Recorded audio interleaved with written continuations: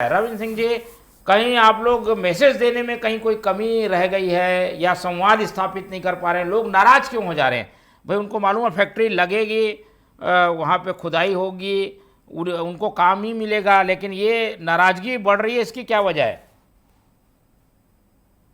मैं इसको इस दृष्टिकोण से देखता हूँ। सबसे पहले तो सरकार ने पूरा प्रयास किया, कोई बात ही नहीं, आगे भी प्रयास कर रहे हैं। लेकिन एक राजनीति जो हावी हो गई है ना, कि मतलब कोई भी उद्योग आए उसका विरोध करना, और कांग्रेस तो इसमें माहिर।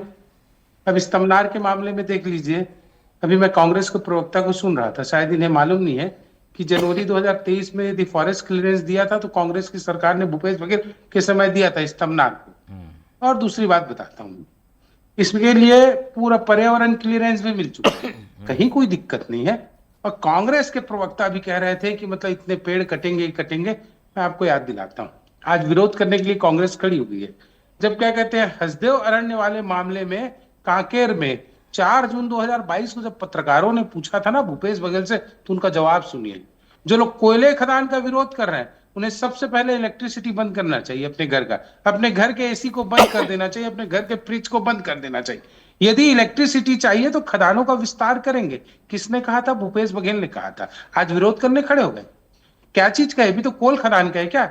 आज किस मुंह से विरोध कर रही कांग्रेस? यही लोग थे जो फ्रिज बंद कर दो, एसी बंद कर दो बोलते थे, क्योंकि देश को आवश्यकता है। बोले देश एसीसीएल सबसे ज्यादा हमारे यहाँ है, हम पूरे देश को देते हैं इसलिए देंगे। और इन्होंने कहा पेड़ कटाई के लिए, भूपेश बघेल जी ने हसदो अरण्य मामले में क्या कहा था?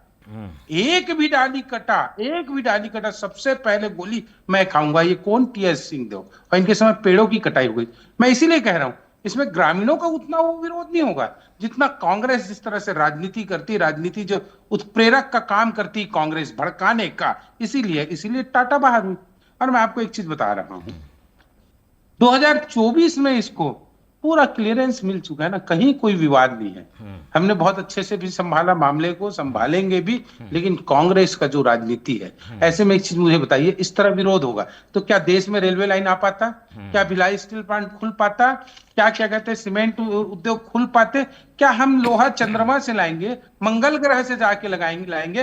अरे भारत का संसाधन है, भारत इस धरती का संसाधन है, उसको उपयोग नहीं करेंगे तो कहां से करेंगे बताइए? नहीं, यही लेकिन के ग्रामीणों संसाधनों की का यही सहमति भी तो उपयोग जरूरी है यही ना सिंह साहब। लेकिन ग्रामीणों बिल्कुल। के इसमें जिनकी जमीन जा रही है उनसे तो पूछिए।